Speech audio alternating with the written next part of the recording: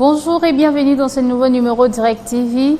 Donc, aujourd'hui, nous allons parler du pensée du jour, l'actualité, éphémérie, le clip du jour, anniversaire et autres.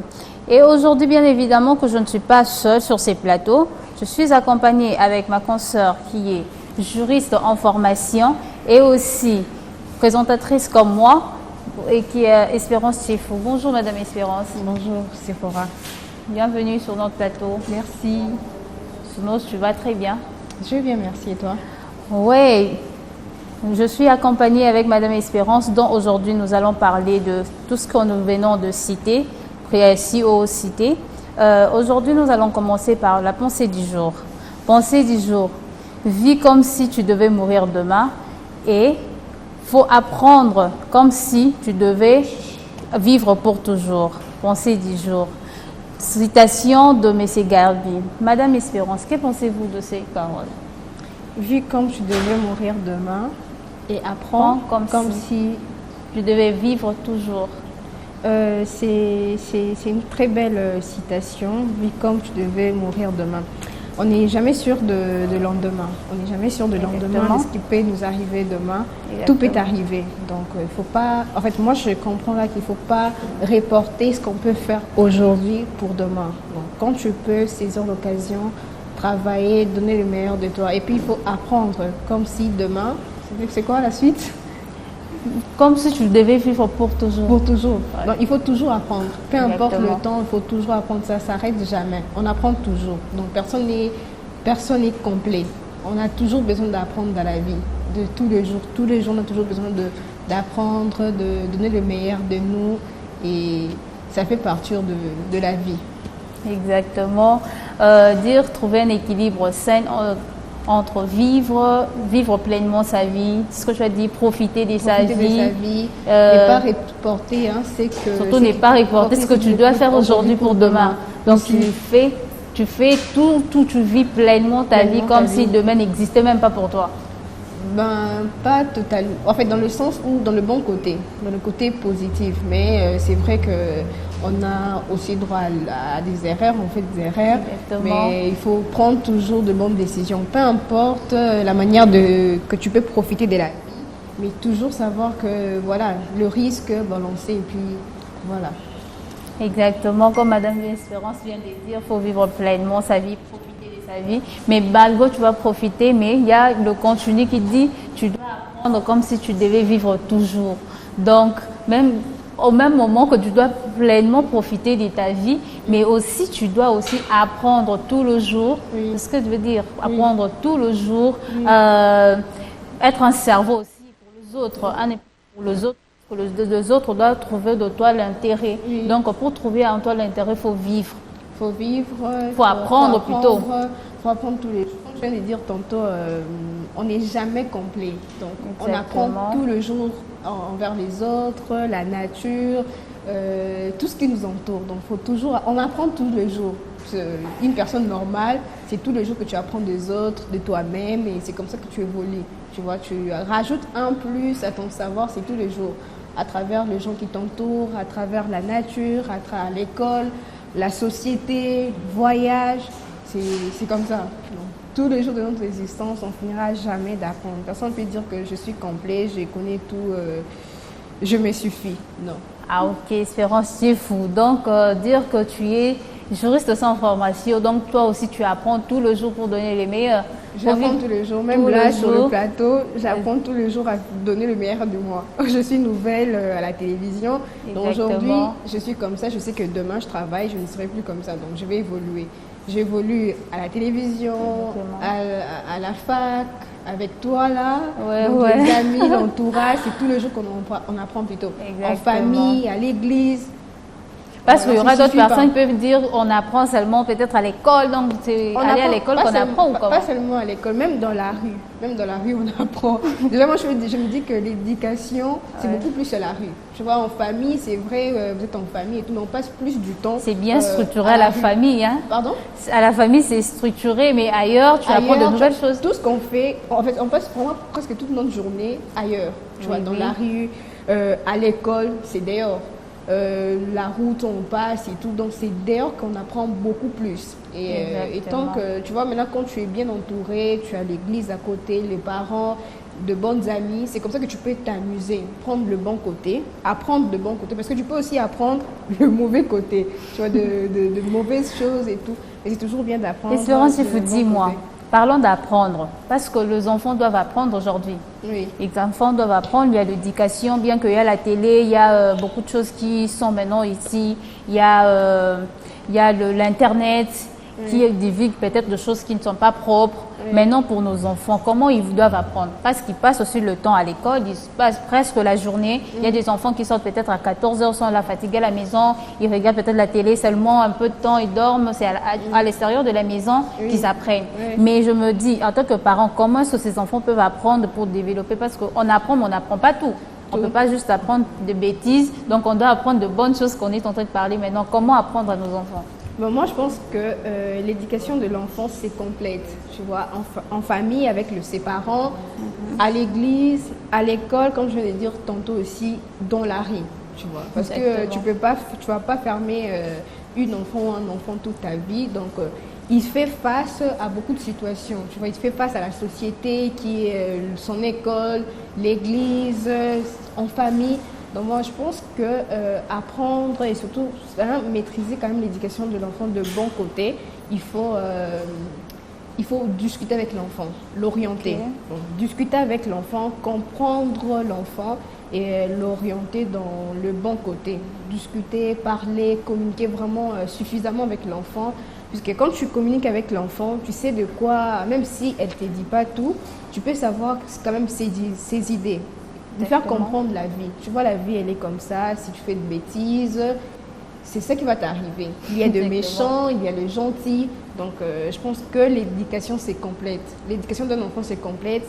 En famille, avec ses parents, à l'église. En disant ça, le parent doit équilibrer l'éducation que les enfants ont dehors. Est-ce que lui le donne? Oui. Et pas être sévère, c'est pas ce que non, n'est pas être... En fait, moi, je pense que être dur avec l'enfant, ça sert à rien. Il faut vraiment communiquer avec l'enfant. Communiquer, parler... Mais quand tu parles de communiquer, là, c'est pour dire faut bannir les fouets, il faut bannir de punition ou quoi? Ah bon, il faut chicoter quand l'enfant n'attend pas. Exactement. Quand même, un peu de chicote, ça fait du bien, mais la violence ne résout pas grand-chose. Donc, moi, je pense que la communication... Mais on dit qu'il y a d'autres personnes qui entendent avec les fouets, hein? Comment? Il y a d'autres enfants qui entendent avec le fouet. Il y a beaucoup de manières de punir l'enfant. Pas nécessairement faire recours à la chicote, mais tu peux vraiment discuter avec l'enfant, ou soit lui priver de certaines choses. Tu vois, par exemple, si tu lui donnais 5 000 francs pour aller à l'école, tu fais de bêtises, non, je te prive, tu n'auras rien cette semaine. S'il avait des jeux vidéo, tu lui prouves que non, voilà, tu as joué mal, donc cette semaine, tu ne vas pas jouer. Et si malgré ça, il n'entend pas, je pense qu'il y a un verset dans la Bible, aussi qu'on parle, j'ai oublié, tu peux recourir à la chicote. Au fouet, hein? Donc c'est pas banni. En tant qu'Africain, le fouet n'est pas banni, on ne va pas t'arrêter. Hein? Oui, exactement. Chez nous, ici, c'est beaucoup plus ça. Mais moi, je pense que ça ne sert à rien. Il faut discuter avec l'enfant ou priver de certaines choses. Ok, donc... la communication surtout. La communication avec les enfants. Mais il y a beaucoup d'enfants renfermés aussi. Je peux me dire de priver l'enfant peut-être quelque chose, mais peut-être cette chose-là, tu ne le donnes pas. Oui. Comment tu vas faire? Bon, cette chose-là, tu ne le donnes pas. Peut-être il n'a même pas presque beaucoup de jouets. Il ne joue pas, il est trop renfermé. Maintenant, il faut l'éduquer. J'ai ma soeur, j'ai une petite soeur, elle est trop timide. Trop timide, donc elle ne souffre pas, tu vois. Elle ne souffre pas vraiment. Tu peux beau le punir, tu peux la chicoter, elle ne pleure pas. Tu peux beau punir, elle n'agit pas, mais... Moi, comme je viens de dire tantôt, il faut juste communiquer avec l'enfant. Comprendre l'enfant, savoir ce qu'elle veut exactement. Et puis, être ami avec l'enfant. Quand tu es ami avec ce genre de personnes, quand tu es ami avec l'enfant, c'est comme ça que l'enfant va s'ouvrir à toi. Et quand elle a un souci, elle n'aura pas peur de dire ça à yaya, à maman, de s'ouvrir. Oui, là on a parlé d'apprendre comme si tu devrais vivre toujours. Et maintenant parlons de vie comme si tu devais mourir demain. Il faut vivre comme si tu devais mourir demain. Je me dis, est-ce que cet adage-là, c'est réjouir, je vais profiter de ma vie aujourd'hui parce que demain je ne vais pas arriver. Et Je me dis pas, c'est aller à l'abus ou comment? Non, je pense que c'est un adage de conscience. Tu vois, de prendre surtout conscience. Voilà, on est tous de passagers, on n'est pas là éternellement. Mais au moins, faire de son mieux tous les jours, évoluer. Donc aujourd'hui, qu'est-ce que j'ai fait qui m'a évolué? Tu vois, tu vis aujourd'hui comme si tu devais mourir demain. Aujourd'hui, j'ai fait des efforts pour quand même atteindre mes objectifs. Tu vois, j'ai fait quand même un pas vers mes objectifs. Tu vois, dans ce sens-là. Je pense que c'est vraiment un adage de conscience, de prendre surtout beaucoup plus conscience. Oui, il faut aussi parler aux jeunes qui pensent qu'il faut... Parce qu'il y a un verset même qui dit « Réjouis-toi de ta jeunesse », mais ça, c'est qu'un jour, il y a un jugement. Ça fait, donc, tout s'explique là, tu vois. Réjouis-toi de ta jeunesse. Vas-y, ça va aujourd'hui, mais sache qu'un jour, ça finira tout ça. Ok. Voilà. Donc, faut pas abuser, hein. Genre, tu t'es réjoui parce que demain, ça va finir, tu t'es réjoui à la folie. Abuser, et puis, faut pas t'habituer qu'aujourd'hui... C'est bon, je me suis réveillée, demain c'est pareil, tous les jours. Non, il ne faut pas t'habituer à la vie de tous les jours. Il faut essayer de ne pas être statique. Ok. Il faut apprendre de nouvelles choses, bien sûr. Il faut te réjouir, bien sûr. Et faut apprendre d'abord tout le jour, mais aussi apprendre de bonnes choses. C'est ce qu'on doit retenir de ça, non? Oui. Apprendre, mais apprendre de bonnes choses. Exactement, mais aussi il n'y a pas quand les bonnes choses qu'on apprend, on apprend également de mauvaises choses pour faire l'équilibre. Faut t'amuser, prendre le bon côté. Ok, donc équilibrer, de t'amuser et apprendre en t'amusant, tu dois savoir que tu dois cultiver aussi ta vie pour ne pas être nul. Totalement ça. Ok. D'accord, bien évidemment, on a entendu l'avis de Notre-Dame Espérance Siefou. Bien sûr, maintenant, aujourd'hui, nous allons parler de l'actualité du jour. Nous avons vu hier Kamere à la tête de l'Assemblée nationale. Donc, nous avons demandé à Stani, tu peux nous balancer le reportage, bien sûr. Chers collègues, au moment où l'honneur me choix d'assurer la direction de l'Assemblée nationale, permettez-moi, en dépit de l'émotion ressentie, habituellement en pareille circonstance, car il arrive des moments dans la vie où vous sentez que la parole est insuffisante pour traduire le sentiment qui vous anime, car traversé par des émotions parfois contradictoires.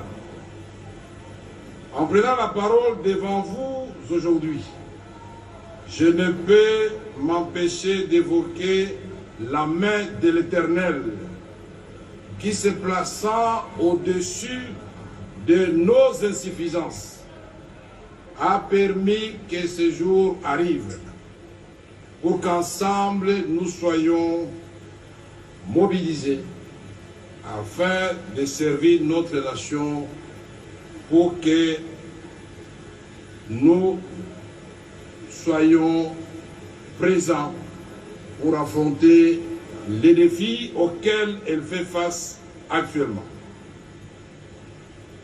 Mes remerciements s'adressent à Dieu, notre Seigneur et notre Créateur, au président de la République, chef de l'État, commandant suprême des forces armées de la République démocratique du Congo, à qui notre peuple a renouvelé sa confiance et à qui encore je rends mes hommages les plus déférents.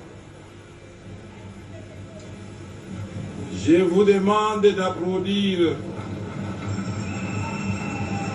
et le tout-puissant Dieu créateur et son serviteur Félix Antoine Tshisekedi Tshilombo de façon frénétique. Je voudrais aussi...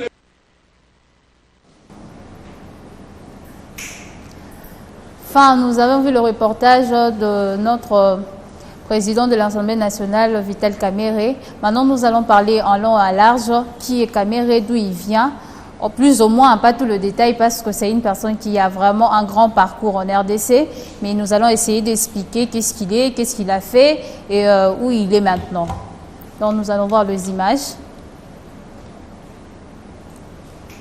Stani, l'ancien vice-premier ministre congolais de l'économie, Vital Kamerhe, a été élu président de l'Assemblée nationale en République démocratique du Congo lors d'un scrutin sans challenger dans la nuit du mercredi à jeudi. Candidat unique à la majorité présidentielle, Kamerhe, 65 ans, a été élu avec 371 voix, soit la majorité absolue lors de l'élection du bureau définitif à la Chambre basse du Parlement. Kamerhe, qui a déjà dirigé l'Assemblée nationale sous l'ancien régime de Joseph Kabila 2001 à 2018, n'avait aucun concurrent face à lui. Après avoir reporté le primaire organisé à la coalition politique qui a soutenu Félix Tshisekedi, l'Union sacrée de la nation, le seul voix qui lui a échappé était 36 bulletins, nuls ou blancs, sur le total de 407 votants. Kamerhe a été premier cible à sauter d'un commando ayant assisté à la résidence avant d'attaquer le palais résidentiel. Les autorités avaient dénoncé une tentative de coup d'État étouffée dans la œuf. L'un des premiers lieutenants Joseph Kabila, Vital Kamerhe, avait été poussé à la porte de la sortie du régime après que Kabila a autorisé l'entrée du groupe rwandais sur le territoire pour une opération contre le FDLR, Force démocratique de libération du Rwandais. Il avait ensuite passé dans les opérations fondant son parti, l'Union pour les Nations Congolais, UNC en cycle, avant de devenir allié à Félix Tshisekedi au pouvoir depuis le 19 et réélu le 20 décembre dernier. En 2020, lors le directeur du cabinet du chef de l'État, il avait été condamné à 20 ans de prison pour détournement du fonds avant d'être libéré, au plus tard acquitté en appel en 2022. Son retour sur scène a orchestré par sa nomination en étant vice-premier ministre de l'économie nationale en mars 2023, réélu député national, avant été choisi le 23 avril comme candidat unique à la majorité de la présidence de l'Assemblée nationale. Par ailleurs, le candidat à la présidentielle de 2021 et 2028, Vital Kamerhe, succède à Christophe Mbosso, élu deuxième vice-président de l'Assemblée nationale, et va diriger le bureau de l'Assemblée nationale aux côtés de Jean-Claude Mouchoula Mbaye, désigné premier vice-président pour le compte de parti présidentiel, l'Union pour la démocratie et le progrès social. 3 femmes font pour la première fois depuis l'indépendance congolaise en 1960. Ils font partie de cette équipe de dirigeants, sans savoir l'opposant Dominique Mounoko au poste du rapporteur adjointe, la questeur Chimène Polipoli et la questeur adjointe Neema Grace. C'est ça les 3 femmes qui constituent maintenant aujourd'hui, qui sont maintenant aussi parmi les membres de l'Assemblée nationale. Maintenant, Madame Espérance, voyons aujourd'hui Kamerhe à la tête de l'Assemblée nationale. Quelles sont vos émotions? Qu'est-ce que vous pensez?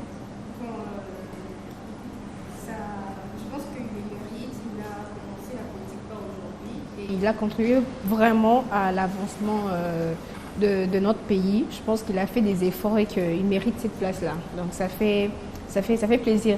Et également aussi parce que justement après 3 jours de l'attaque de chez lui à la maison, exactement. Mais voilà, il est sorti victorieux, il s'est présenté, il a remercié, là, on vient de voir là tantôt, le président de la République, Dieu également d'abord en premier lieu, le président de la République et les autres. Je pense qu'il mérite sa place et qu'on espère que maintenant qu'il y aura aussi un changement par rapport à la situation dont on fait face.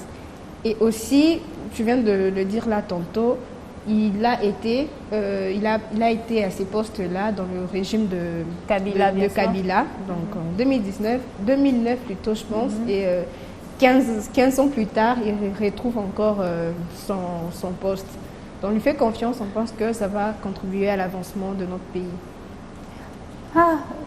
Bonjour Madame Julia, Bonjour, qui nous rejoint sur ces plateaux bien sûr. Vital Kamerhe à la tête de l'Assemblée nationale, avec la majorité de voix. Hein. Oui. Et en plus, seulement le voix qui n'est pas à sa faveur sont de voix où on a trouvé le bulletin nul blanc. Qu'est-ce que vous pensez? Il le méritait vraiment. Donc il n'y avait pas un opposant qui pouvait le battre vraiment à l'Assemblée nationale. Déjà, le fait qu'il soit le candidat unique, donc il n'a pas eu d'opposant, prouve à suffisance que beaucoup de gens ont voulu qu'il soit à cette place-là. Et sa carrière politique aussi, on dit long sur lui, qu'il est vraiment l'homme qu'il faut à la place qu'il faut. Et étant donné qu'il a déjà eu à avoir cette place auparavant, en 2009, comme on l'a dit, quand il a laissé ce poste de président de l'Assemblée nationale. Donc, il a déjà une certaine expérience par rapport à ça et on espère bien que les choses vont s'améliorer et enfin avoir un gouvernement parce que depuis lors, on n'avait pas encore de gouvernement. Étant donné que maintenant l'Assemblée nationale est définitive et installée, on suppose, on espère que les choses vont s'améliorer et que les choses vont bien aller. Ah, Julia, on pense que sa carrière est presque pareille avec Nelson Mandela, parce que Nelson Mandela également, il était en prison et puis après, il retombe à la tête président. Et maintenant là, il a été d'abord, bien que lui, il a été acquitté après, mais quand même avant, il a été condamné d'abord. Il fait la prison, maintenant aujourd'hui, on le voit à la tête de l'Assemblée nationale. Que pensez-vous? C'est un plaisir de le voir en tout cas. On espère que les choses vont s'améliorer. Exactement, et Espérance? Également, on espère, comme vient de dire Julia, il a été là et donc je pense que vraiment il a de l'expérience déjà, il a déjà de l'expérience parce que c'est un poste qu'il a déjà travaillé et aujourd'hui on espère que les choses vont évoluer. Et les coïncidences par rapport à Nelson Mandela, bien qu'il n'a pas fait ce grand parcours en prison, mais au moins il était quand même là. Il a quand même souffert en prison. L'attaque, on a failli il y a eu tentative de coup d'État chez lui, mais malgré ça, il est sorti victorieux. Aujourd'hui, il est à ses postes. Ah, on lui souhaite bon travail et on espère pour nous, les Congolais, les citoyens, que les choses vont s'améliorer. Ok. Kamerhe à la tête, on le souhaite juste un bon travail, qu'il améliore, qu'il fait ce que peut-être les autres n'ont pas pu faire. Oui. Et aujourd'hui, nous pensons qu'il fera le meilleur. Et aussi, nous avons vu les extraits où il remerciait vraiment le chef de l'État. Il remercie aussi le peuple congolais, tout celui qui lui avait voté, parce que c'est par rapport à la population qui se retrouve à cette place-là. Et il a remercié vraiment beaucoup de gens. Et maintenant, nous passons au deuxième reportage où nous avons vu les étudiants de l'UNIKIN à la Cour internationale de justice, à la Cour pénale internationale.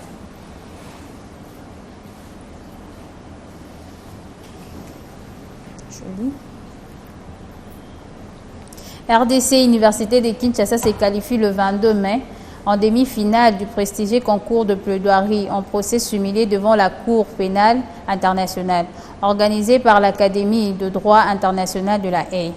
UNIKIN a respectivement rencontré et battu les équipes de l'Université de Paris, Panthéon Sorbonne, Université de Paris, Panthéon Assas, Université de Lubumbashi et Université Jean Moulin, Lyon, vivement en finale. Aujourd'hui, en finale, c'est aujourd'hui où se passe le grand final du concours de la plaidoirie du procès simulé devant la Cour pénale internationale organisée par l'Académie de droit de La Haye se tient cet après-midi dans la salle d'audience de la CPI et son siège. Cette finale se joue entre l'Université de Kinshasa et l'Université de Paris, Panthéon Assas. C'est aujourd'hui où se tient ces concours. Nous voyons la fierté où l'Université de Kinshasa nous représente, parce que représente toute une nation. C'est la RDC tout entière qui est représentée. Madame Julia, dis-nous, c'est l'Université de Kinshasa. C'est le Congo, en fait, qui est représenté à La Haye, s'il vous plaît. C'est un plaisir de savoir que nos étudiants mettent du sérieux dans leurs études, parce que passer à la demi-finale n'est pas une mince affaire. Et alors, maintenant à la finale. Et maintenant à la finale, c'est une très grande joie. Aujourd'hui à 13h en plus, 13h30. En tout cas, on sera très ravis après juste l'émission de suivre comment ça va se passer et avoir. On espère vraiment que l'Unikin va gagner avec l'équipe qui est sur place. Mais il a à noter que les universités qui ont postulé, ils étaient au nombre de 48 universités, mais seulement 10 équipes, 10 équipes d'universités qui ont été retenues. Et parmi le 10, la RDC fait partie, fait par la RDC qui gagne la demi-finale. Ça, c'est vraiment une joie, et ça nous pousse aussi à nous de mettre du sérieux. Un élément important, on a dit, ce sont les 10 équipes qui ont postulé, qui ont été retenus en raison de la qualité de leur mémoire. La qualité de leur mémoire. Donc, ils ont mis du sérieux, ils ont travaillé pour dire que voilà, quand on fait bien les choses, on met du sérieux et que voilà, on va se retrouver. Aujourd'hui, l'Unikin fait partie des universités qui ont été retenues à ce grand concours international. Et ça fait très plaisir.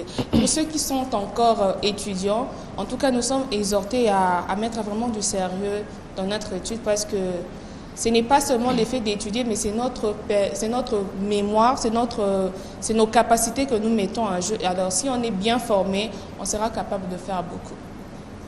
Et il se fait étudiante en droit. La fac de droit, c'est vous, hein? Vous êtes représenté, vous êtes à l'UPC, mais là, c'est l'Unikin, mais c'est les Congos, en fait, qui est là. C'est les Congos, ce sont les étudiants des Congos. Quelles sont vos impressions en tant qu'étudiant en droit? Écoute, ça me fait vraiment plaisir de voir qu'on avance de cette manière. Ça nous montre, ça nous prouve, ça nous fait savoir et ça fait savoir au monde qu'on n'est pas seulement dans la musique, on n'est pas seulement dans la musique, danse, humour, mais on a quand même des têtes aussi bien faites. Et je pense que moi, ça me concerne aussi parce que je fais des études de droit. Et comme on dit toujours, une personne qui n'a pas bien fait ses études de droit est plus qu'un assassin, un criminel. Donc quand tu ne fais pas bien tes études de droit, tu es plus qu'un criminel. Alors là, je pense que ça me concerne aussi. Ça me fait plaisir, ça me motive, tu vois, ça motive la jeunesse congolaise, mais également moi, je fais partie de jeunes et surtout que je fais également des études de droit. Ça me motive dans le bon sens, dans le sens où de prendre beaucoup plus au sérieux ce que j'ai fait et pourquoi pas pour défendre également mon pays, mes droits, ça fait plaisir. De voir que le jeune s'améliore, tu vois, ce n'est pas rien. Julia vient de dire que c'est au nombre de 48 équipes, c'est ça? Oui, c'est au nombre de 48. De 48 équipes et là il y a 10. Et parmi les 10... en qualité de leur mémoire. Imagine un peu. Et parmi les 10, il y a nos têtes scientifiques bien faites qui se sont aussi... qui ont été plutôt sélectionnées. Donc au-delà de dire que le Congo sont toujours là dans les amusements, mais il y a aussi des têtes très bien faites. Oui, c'est vraiment... Parce que c'est la Cour pénale internationale, ça parle du crime international. Donc voilà, génocide et autres, ce sont des crimes internationaux. Maintenant, là, ils ne seront pas focalisés. Non, j'ai attrapé quelqu'un ici, il y avait divorce ici, mais voir dans des choses internationales, nous voyons nos étudiants plutôt congolais qui représentent la nation. Oui, ça fait vraiment plaisir. On a vu là, il y a 2 femmes, il y a deux dames. Et les hommes. Ça fait vraiment énormément plaisir. Et ça nous pousse vraiment d'être plus sérieux de ce qu'on fait. Le droit est très proche de la science politique, hein? Très proche de la science politique. Je dis, Madame Julia, elle était inspirée, bien sûr, de faire le droit. C'est une passion que tu avais depuis longtemps. Qu'est-ce que vous pensez? C'est une très bonne chose parce que, comme l'a dit autrefois Espérance, le droit nous permet de connaître qui nous sommes, exactement, de connaître nos droits, nos limites et la limite des autres aussi. Exactement. Ça nous met vraiment dans un cadre où on sait ce qu'on fait, pourquoi on le fait et quand est-ce qu'on doit le faire. Donc, moi, je suis très contente par rapport à ce concours qui a vu sa participation, sa première édition l'année écoulée, donc en 2022. La première édition était le 30 juin. Et maintenant, Ce concours à participation gratuite a permis nos frères, nos jeunes frères congolais, à montrer de quoi ils étaient capables à partir de leurs connaissances. J'ai aimé ce que Espérance a dit. Je suis en train de dire c'est vrai à tout moment. J'ai aimé ce qu'Espérance a dit tout à l'heure, qu'on doit vraiment mettre du sérieux. Oui. Et c'est ce qui va permettre qu'on se distingue des autres. Quand on fait bien les choses, on est sérieux dans ce que l'on fait et on montre de quoi on est capable, ça peut nous amener loin, comme ça a été le cas avec nos jeunes compatriotes. Donc c'est une très belle chose, que ce soit en sciences politiques ou en droit, peu importe, en économie, peu importe. Ce qui est important pour nous, c'est de mettre vraiment du sérieux dans ce que l'on fait pour bien faire les choses. Exactement, parce que j'ai aussi vu les femmes à la tête, là, je vis les femmes. Et que pensez-vous de gens qui disent que la place de la femme, c'est la cuisine? Nous pensons que les femmes aussi doivent arriver au sommet, hein. Je ne suis pas d'accord. La place de la femme ne se limite pas à la cuisine. C'est vrai, en tant que femme, on est appelé à assumer des tâches ménagères, mais cela ne va pas nous confiner dans un seul endroit parce que les femmes sont intelligentes. Comme nous sommes là, on est intelligentes, on est capable d'étudier et celles qui ont étudié et qui étudient, si elles font bien les choses. Aujourd'hui, notre premier ministre, c'est une femme, Madame Judith. Donc, pour dire que voilà, on ne peut pas cantoniser la femme qu'à la cuisine. Non, la femme a beaucoup de potentialités qu'elle peut mettre en avant et se distinguer et voir se distinguer même plus que des hommes. Donc, je ne suis pas d'accord pour dire que la place de la femme n'est qu'à la cuisine. Mais je ne dis pas non plus qu'elle ne devait pas faire la cuisine. Non, il faut faire la part des choses. Il ne faut pas mener la confusion. Non, il faut faire la part des choses. En tant que de femme, demain, on est appelé peut-être à être de mère de foyer. Exactement. C'est normal de s'acquitter de ces tâches ménagères de son foyer. Mais cela ne nous conditionne pas à rester dans un seul endroit. On peut bien se développer ses compétences intellectuelles et voilà, mettre ça en avant, en évidence, ce n'est pas un problème. Bon, à 4 jours du concert de Mike Kalambay à Zénith, il a été accusé. Bon, il est victime de diffamation sur les réseaux sociaux, jamais condamné pour violence conjugale par la justice américaine, saisi au parquet pénal de Paris pour harcèlement moral, diffamation, injure publique et menace. Mike Kalambay, bientôt, il va faire son concert au Zénith, hein, le 26. Peu importe ce qui se passe, les harcèlements sur les réseaux sociaux, on l'insulte partout. Quand même, oui, hein, faites partie aussi de ce qui se passe avec sa femme, bien évidemment. C'est ce qui suscite tout ce qui se passe là. Maintenant, là, il doit faire son concert, mais tout le monde l'insulte sur les réseaux sociaux comme pas possible. Mais est-ce que le concert est confirmé quand même malgré tout ça? Oui, le concert est confirmé. Le concert est confirmé, il va jouer au Zénith. Et aussi, là, notre concert ici à Kinshasa, au Stade de Martyrs également, au mois de juillet, le 27 juillet.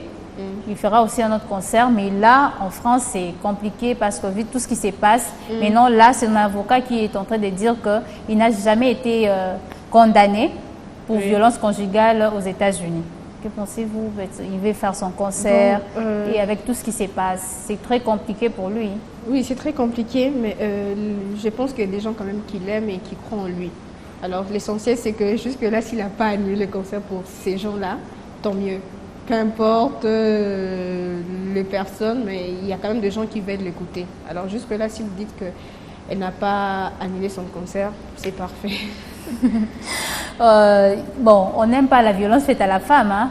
C'est aujourd'hui, en plaire, aujourd'hui, tout le monde se bat, pas de violence faite à la femme. Madame Julia, qu'est-ce que vous pensez?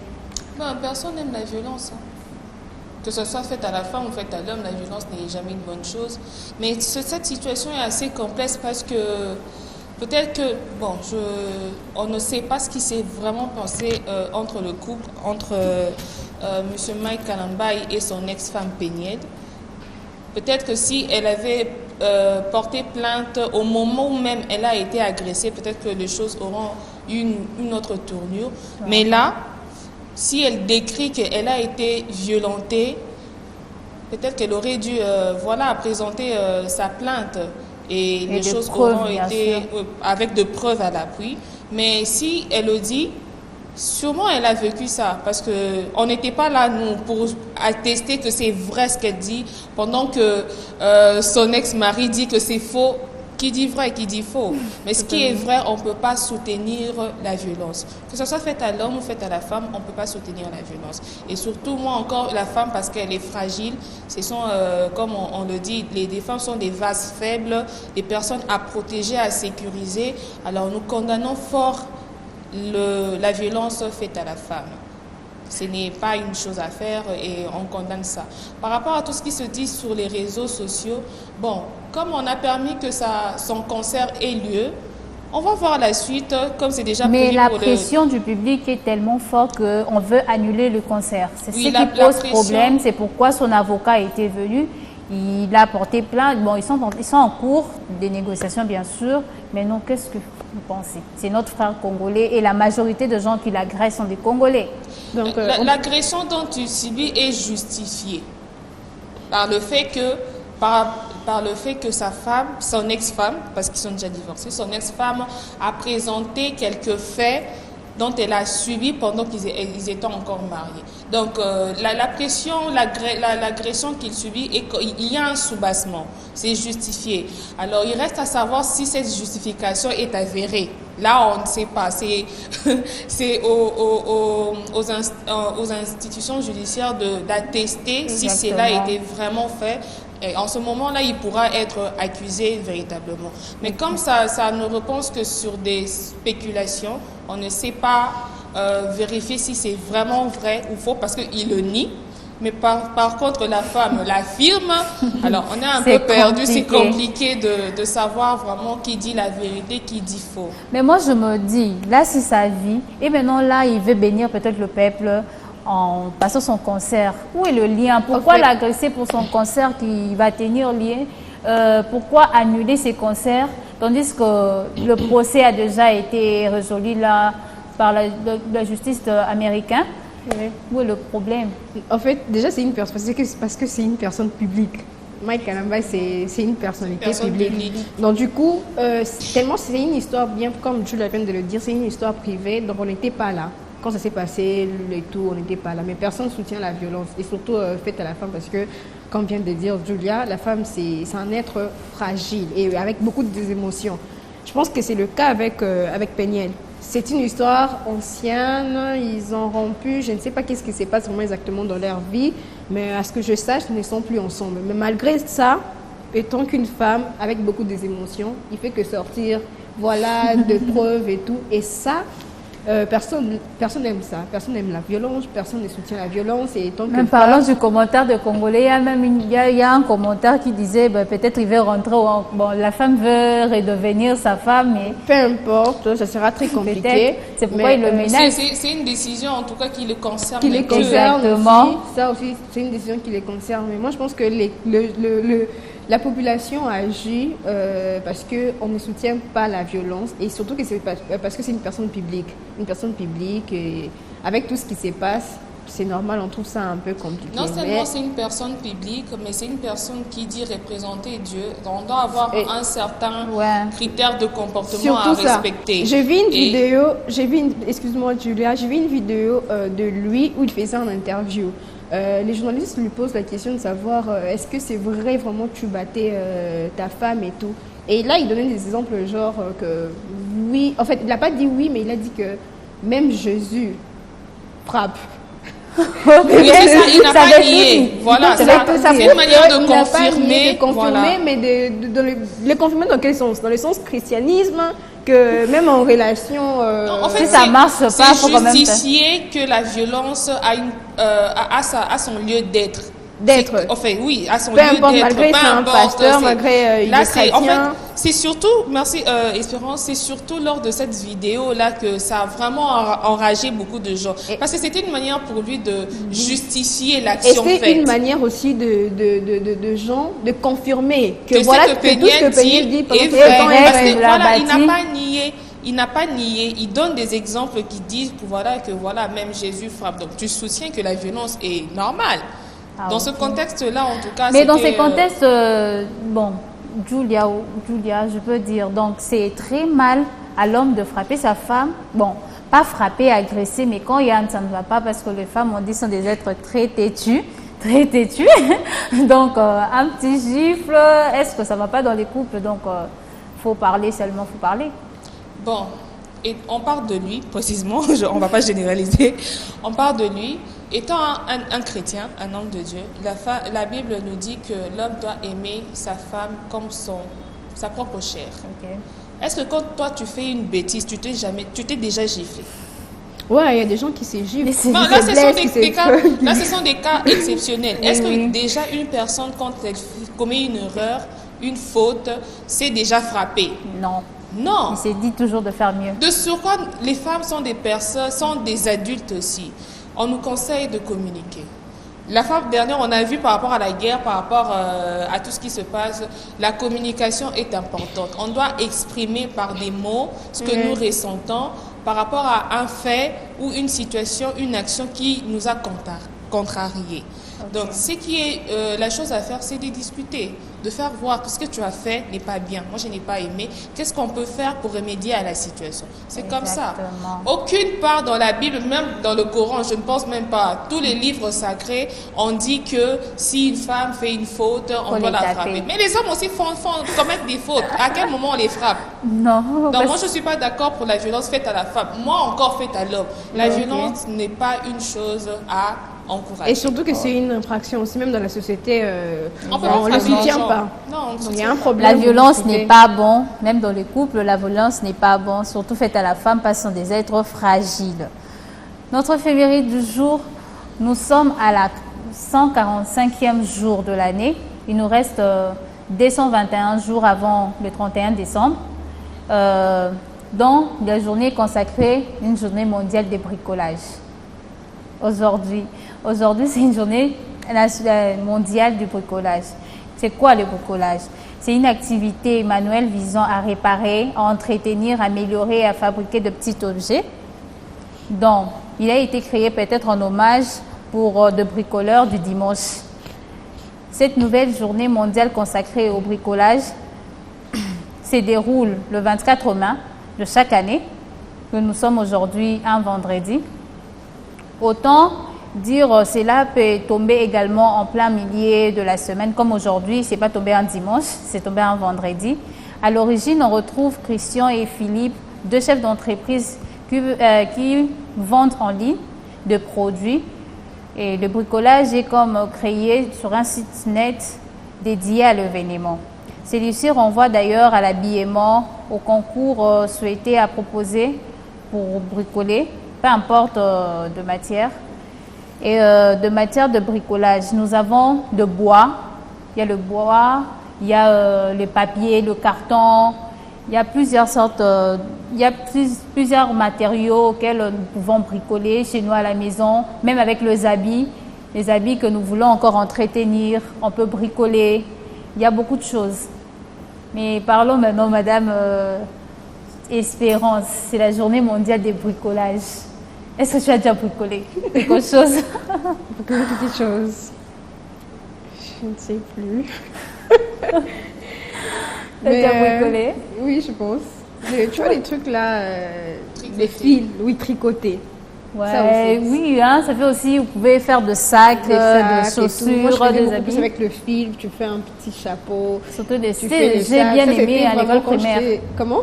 Ce sont des jeux vraiment pour l'école primaire. Hein, l'école primaire, oui. Et ça, je ne le vois plus trop, hein, les gens faire ça. Mais c'est à l'époque, quand j'étais encore vraiment très jeune. Je suis encore jeune, mais quand j'étais vraiment enfant. Donc, je faisais ça. Donc, qu'est-ce que tu as déjà bricolé? Je ne savais même pas qu'il y avait une journée pour ça. Aujourd'hui, je ne sais plus, mais ce qui est vrai, dans la vie quotidienne, on bricole toujours, que ce soit en construction, déjà, parce qu'il y a plusieurs types de bricolage. Ça peut être pour la décoration, tu vois, on bricole toujours, surtout quand tu fais le ménage, on bricole toujours, on essaie d'assaisonner certaines choses pour que ça ait un peu un effet esthétique là. On arrive toujours à bricoler, surtout les femmes sont beaucoup plus douées dans ce domaine, on arrive toujours à bricoler. Même quand on voit sur l'image le monsieur qui essaie de bricoler pour faire un objet là esthétique, de pots de fleurs, on peut créer des choses pour avec des bouteilles de mayonnaise, du vin. On bricole toujours. En tout cas, te dire qu'est-ce que j'ai bricolé aujourd'hui. Parce qu'aujourd'hui, il y a une salle de fête où je vis qu'on a mis des bouteilles de vin, on a mis de fleurs avec des bouteilles de vin. Et je me suis dit, bon, ils étaient inspirés. Hein. Et aujourd'hui, c'est une journée mondiale de bricolage. Oui, j'ai déjà vu aussi de bouteilles de vin, comme tu l'as dit.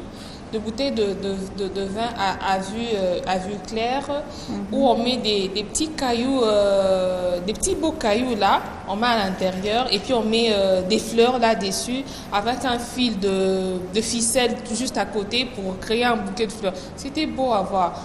Sur la table, au jardin, c'est excellent. C'est magnifique. Hein? Aujourd'hui, journée mondiale de bricolage, on vous conseille de bricoler quelque chose, c'est toujours important, hein, ça fait, parce qu'en nous avons toujours cet instinct-là de bricoleur. Donc, quand tu es à bout de quelque chose, tu peux toujours créer. Quand peut-être ta robe se coupe par au milieu de la route, tu n'es pas obligé peut-être d'aller voir un tailleur, tu peux faire quelque chose, parce qu'on a dit même avec les habits que tu peux entretenir, des anciens habits que tu peux renouveler en bricolant. Et il y a aussi peut-être une chaise cachée comme ça, où tu peux comment bricoler, comment t'asseoir, parce qu'il y a de ces gens qui mettent même des pierres et puis ils mettent le bois là pour s'asseoir. Il y a beaucoup de choses à faire. Vous pouvez toujours bricoler chez vous, à la maison, avec les enfants. Surtout les enfants, les apprendre de donner toujours des papiers, parce que nous, à l'époque, on vous donne des papiers, vous dessinez, vous faites d'autres choses. Donc on bricolait aussi, hein. Bien qu'on n'était pas professionnel, mais on essayait de faire quelque chose. Oui, c'est aussi faire preuve d'imagination et de créativité. Exactement. Hein, parce que là, par exemple avec les enfants, il suffit qu'ils aient des papiers pour faire des oiseaux, les avions avec les papiers, des robots. C'est bricolé en fait. Et c'est aussi une façon de leur permettre, au lieu de rester, surtout avec les enfants, au lieu de rester là figés devant les écrans, qui n'est pas conseillé pour les enfants, leur aider avec quelques matériaux, quelques outils afin de bricoler. Ça va les aider à développer leur capacité de créativité. Et voilà, ils peuvent se réjouir dans ça, ce qui est aussi une bonne chose. Ok, maman, papa, on vous conseille de laisser les enfants bricoler. Élever quelque chose qui en est, peut-être ils seront de grands dessinateurs, je sais pas, ils seront de grands peintres demain. Ils peuvent déjà l'apprendre en bricolat déjà aujourd'hui. Allez chez vous à la maison. Alors, qui est Gaze Mawete? Gaze, du nom de Gaël Kapia Mawete, surnommé Gaze Mawete, est né le 30 septembre 1993, donc 1993, à Kinshasa, connu, comme je l'ai dit, sous le nom de Gaze Mawete. C'est un acteur musical. Qu'est-ce que je raconte? C'est un auteur, compositeur, interprète et danseur congolais. Alors, il est également connu pour sa chanson Olingi Nini, qui est devenue très virale sur YouTube avec plus de 6 millions de vues après avoir été vainqueur d'une société de communication, et ce qui est le plus grand concours de musique en RDC. Alors, Gaze est de nationalité congolaise, comme on l'a dit. Son genre musical, c'est l'afrobeat, la rumba congolaise, afro-pop, R&B et du folklore, voilà. Alors, il s'est fait connaître en 2013. Il a pas mal de chansons, hein, Gaze Mawete. Il a aussi eu à travailler avec le groupe Boma et Musique. Il a fait de featuring avec pas mal de gens. Et il a même fait une série avec notre sœur congolaise aussi, Daniela Bongongo, qui a aussi cartonné ici à Kinshasa. Donc voilà un peu notre artiste d'aujourd'hui, Gaze Mawete. Alors je m'en vais vous demander, Sephora, Espérance, qu'est-ce que vous pensez de Gaze? Parlons de Gaze Mawete. Gaze Mawete. Notre jeune musicien. Il a plusieurs chansons. Est-ce qu'il a une chanson que vous aimez bien? Toi, vraiment. Espérance, quelle chanson que tu aimes bien? Antidote, j'ai beaucoup de chansons que j'aime de lui. Antidote, il y en a beaucoup. Il fait de la bonne musique. Oui, mais moi je préfère beaucoup plus ses chansons qui sont douces. Enfin, okay. C'est ça qu'on l'a connu, avec des chansons là amoureuses comme les autres jeunes aussi. Olingini et tout ça, tu vois. Ça régalait, hein. Ça régalait. Ça régalait en tout cas. Ce sont des chansons vraiment qui me marquent beaucoup de Exactement. Moi, j'aime bien Moi si à Congo et puis Zoua. J'aime bien ça. Il parle de Zoua, voilà, quelqu'un qui est jalouse et tout et tout. Moi, si à Congo avec Dadju, oui. Ça a cartonné, hein. On était en plein confinement, c'était une très belle chanson. Il a aussi fait un featuring avec Fally, hein. Oui, avec Fally aussi. Pendant le Covid aussi, également. Ce qui est intéressant aussi, on voit son parcours, il a commencé de nulle part. Juste à partir d'un concours de musique, voilà, il est sorti gagnant. Ensuite, il a évolué, il a fait de featuring avec des grands artistes comme on vient de dire, Fally, Dadju. Et il continue à travailler jusqu'aujourd'hui. Oui, il continue à travailler jusqu'aujourd'hui. Et déjà avec Boma et Musique aussi. Boma et Musique aussi. Avec Hiro aussi, je pense qu'il a fait une chanson. Ouais, hein. Donc, vraiment, il fait de très belles chansons, des musiques douces, comme on l'a dit, et aussi des musiques qui font bouger un peu, là, qui font danser. Ça. Il y a des fois, tu comprends presque rien, mais tu bouges. Tu bouges, exactement. Et la série aussi avec Daniela, ça a fait sur aussi les canapés. Canapé, c'était aussi très bien. Ça nous a régalé et tout. C'était vraiment très bien. Et le fait de participer avec d'autres aussi. On voit qu'il a beaucoup de talent. Également des séries. De doigts, voilà. De cinéma, de théâtre. Enfin, il essaie un peu d'incarner plusieurs rôles. Il ne se limite pas que sur la chanson, mais il va un peu plus loin. Donne un peu plus. Et ça, c'est vraiment très bien le fait d'être aussi polyvalent comme ça, de ne pas se limiter sur un seul aspect sur lequel on sait faire, comme la musique, comme chez lui. Mais il essaie un peu d'aller un peu partout, cinéma et tout. Et surtout son parcours, hein, c'est très, très impressionnant. Partir de rien, de nulle part. Dans aucun groupe musical, loin. Il a juste là, pendant le concours, il frappait pas vraiment en fait, mais après, d'un coup, il est sorti, on est là, Gizmawet et tout le monde en parle. Ouais, c'est quand même quelque chose de bon. Ouais. Il est connu à l'international. C'est pas limité en Afrique, mais vraiment en international. Et ça, c'est une très, très, très bonne chose. J'apprends aussi qu'il prépare notre concert. Il prépare un concert, Gizmawet. Je sais pas trop, mais je pense. Prochainement, on en dira plus sur lui, mais pour l'instant, c'était quelques éléments là qu'on voulait parler de lui.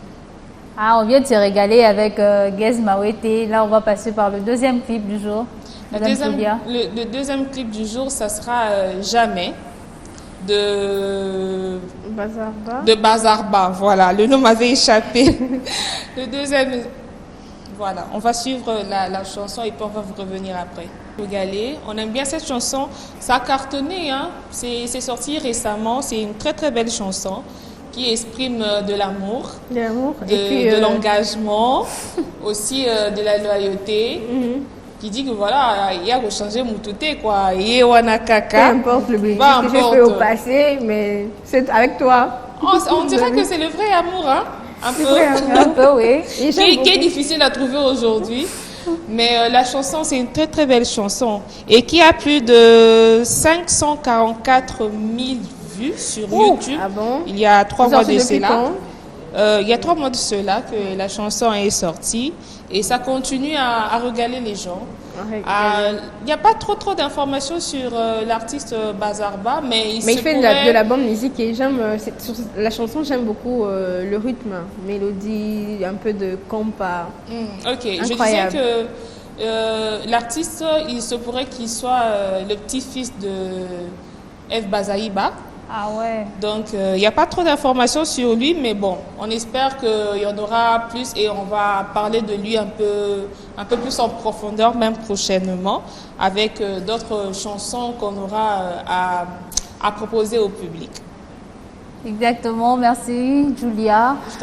Nous avons commencé d'abord par bouger et puis après l'amour, la conscience et l'amour dont il parle. Avant, il a blagué peut-être avec beaucoup et maintenant là, il a trouvé l'amour. Il faut vraiment trouver l'amour, hein. On est au 21e siècle, vraiment, il faut trouver l'amour. Maintenant, nous allons passer par une autre rubrique, le vu sur les nets. Donc aujourd'hui, c'est la journée mondiale de bricolage et nous allons vous montrer, nous allons aussi...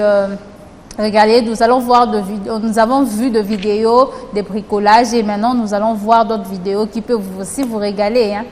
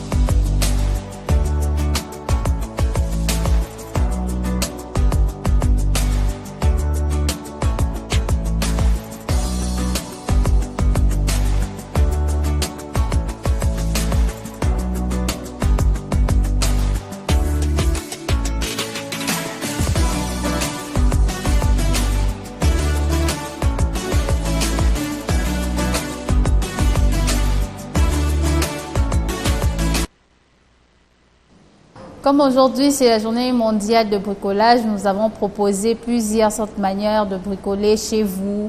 Vous allez vous régaler, vous allez non pas seulement s'abstenir de ce que vous avez comme ce qui est détruit, mais seulement vous allez vous compléter en faisant sortir le meilleur de vous. Quand vos chaussures sont trouées, quand vos habits sont troués à la maison, partout où vous êtes, vous allez savoir comment peut-être prendre l'aiguille vous-même sans pourtant aller chez les tailleurs. C'est ça. Madame Julia, vous avez autre chose à dire sur le bricolage? Journée mondiale du bricolage. Pas grand-chose, mais comme la vidéo l'a montré, il y a plusieurs choses à faire.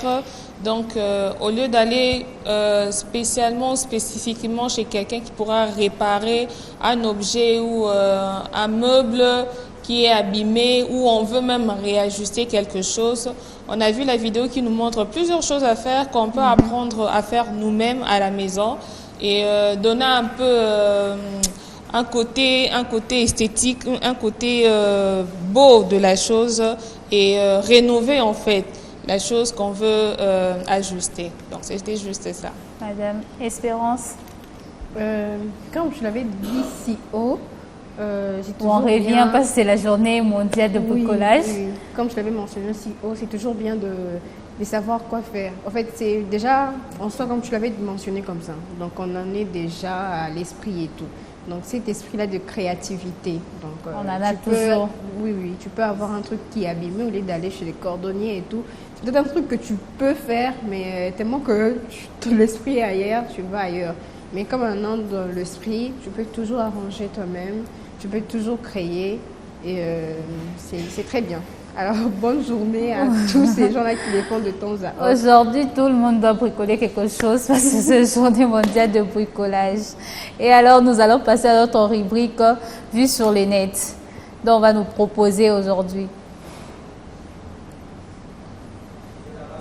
Nouvelle. Ça chauffe sur la toile actuellement. Ça chauffe pourquoi? Les servantes ont évolué jusqu'à elles ont l'air influenceuses.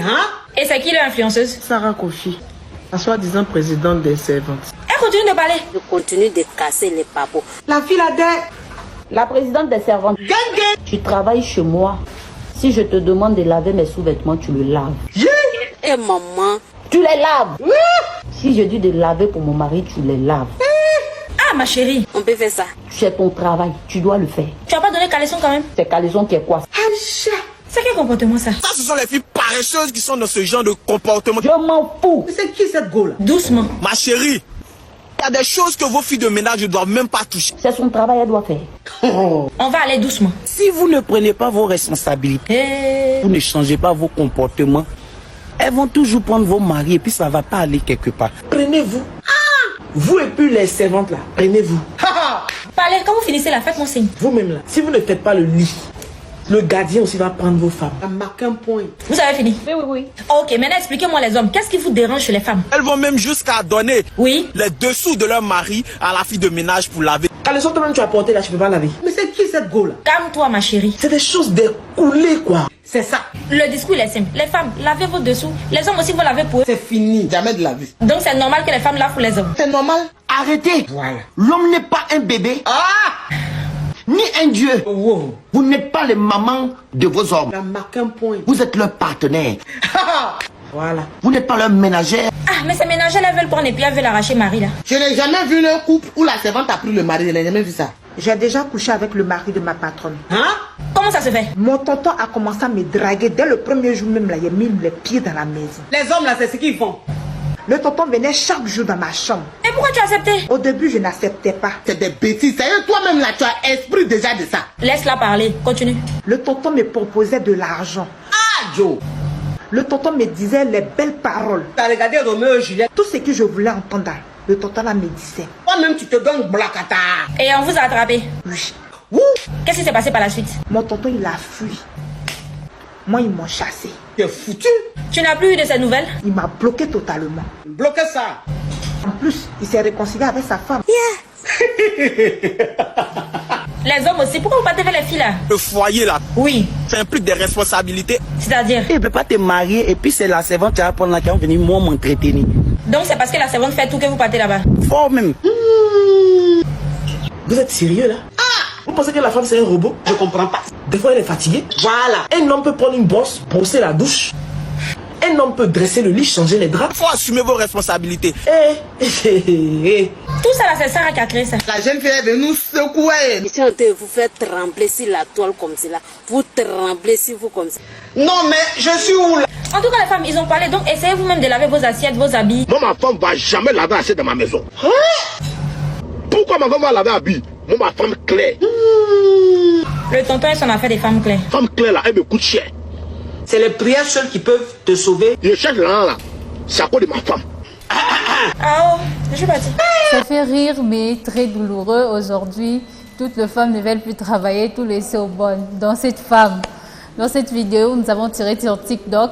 Bien sûr, nous rions, mais ça fait mal, hein, parce qu'il ne veut pas laver les sous de son mari, supposons que ce n'est pas un bébé, hein, de la même manière que la femme peut laver ses sous, donc un homme aussi peut le faire. Et l'autre qui réagit par contre que moi je suis bonne, vu que ma patronne m'a tout laissé, je suis aussi sortie avec son mari parce qu'elle m'a tout laissé, elle m'a tout donné, donc c'est moi qui gère la maison, je peux aussi gérer son mari. Julia, qu'est-ce que tu penses? Ça oui, fait rire, mais... C'est une vidéo qui est quand même marrante, mais je dirais, quand on prend l'engagement de se joindre, de se lier par le lien du mariage avec une personne de sexe opposé, donc en tant que femme liée avec un homme, il y a de responsabilités à prendre en compte. Donc pour les cas échéants, ne pas laver les sous-vêtements ou les dessus de son mari. Je dirais que la vie est partagée parce que c'est là, il n'y a pas un point de vue unique là-dessus. Ça va dépendre du dynamique du couple. Si dans ce couple-là, ils préfèrent se repartir les tâches ménagères, c'est leur choix. Mais en tant que femme, les dessous est une partie de charge de la responsabilité d'une femme. Dans le sens où, si je dois m'occuper de mon mari, ses vêtements, même ses sous-vêtements, sont à ma responsabilité en tant que femme. Et ça dépend aussi des cultures dont nous venons. Dans la culture africaine, le ménage est en tout cas la responsabilité de la femme. Exactement. À moins que dans votre couple, votre dynamique, c'est de la répartition des tâches. Si la femme fait X choses, le mari fera Y choses. Là, ça va dépendre vraiment de votre couple. Mais en général, étant africaine, par rapport aux valeurs africaines, le ménage, les habits, que ce soit le sous-vêtement, la responsabilité du bien-être de son mari, c'est à la femme que cela incombe. De la même manière que le bien-être de la femme incombe à l'homme. C'est à l'homme de prendre la responsabilité que sa femme soit à l'aise, et de la même manière, la femme doit se rassurer que son mari est à l'aise, et ça dans tous les aspects possibles. Parce que les sous-vêtements sont une partie de la lingerie très importante, parce que si on ne les nettoie pas bien, on ne prend pas soin de ça, on peut ramener des microbes, des maladies. Et si l'homme tombe malade, parfois de négligence, parce qu'on se décide de ne pas prendre soin de ça, c'est nous-mêmes qui en pâtissons. Parce que s'il est malade, vous êtes mari et femme, toi aussi tu le seras en fin de compte. Donc c'est à chacun de nous, chaque couple, de réfléchir quelle dynamique, quelle solution par rapport à ça. On ne peut pas imposer notre point de vue à tout le monde, mais ce qui est important, c'est que communiquer. Quelle est la dynamique de votre couple? Est-ce que vous allez vous départager les tâches si tout le monde travaille? Parce qu'il y a des couples où tout le monde, que ce soit la femme ou le mari, travaille. Alors, qui va s'occuper de quoi et laisser quoi à l'autre? Ça dépend du couple. En tout cas, ils vont se départager les tâches. Ou encore, il y a des couples où c'est l'homme qui travaille, la femme prend soin de la maison. C'est sa part de responsabilité. En tout cas, prendre soin de son mari, de ses vêtements, de tout ce qu'il faut, c'est sa responsabilité. Disons cette dame, la bonne qui dit, il me laisse toute la charge, je me laisse même son mari, hein.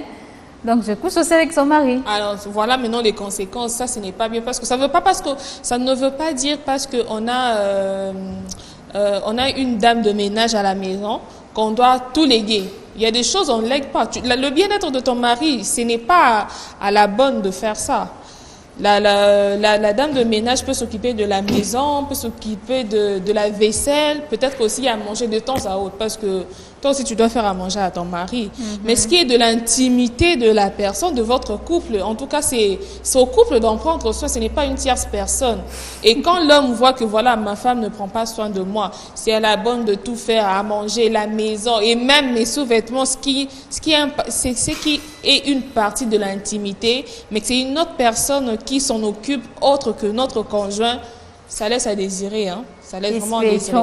Et c'est ce qui pousse ce genre de réaction que voilà, je m'occupe de tout à la maison, bon, on ne sait pas à quoi tu sers, toi la dame, mais je veux aussi m'occuper de ton mari. Et ça ne sera pas une bonne chose. Espé, tu en penses quoi, maman? Je rejoins Jules à ce qu'elle a dit. Hein.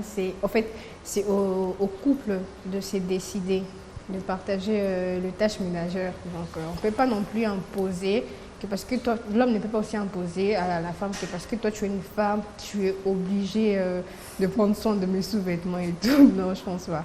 Mais puis, c'est à eux de décider, de voir. Elle a tout dit sur ça, donc c'est toujours mieux que la femme, c'est un être qui prend soin. Donc du coup, prendre Parlons soin de la femme, bon, l'homme ne peut pas imposer, donc pour laver les sous, là, on doit imposer à la femme.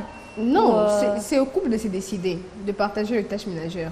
Donc tout comme l'homme peut décider également que moi je ferai de la cuisine, la femme dit que moi je ferai la maison. Donc c'est au couple de décider. Donc j'ai l'impression que c'est à ce genre-là de 50-50 dans les couples. Hein.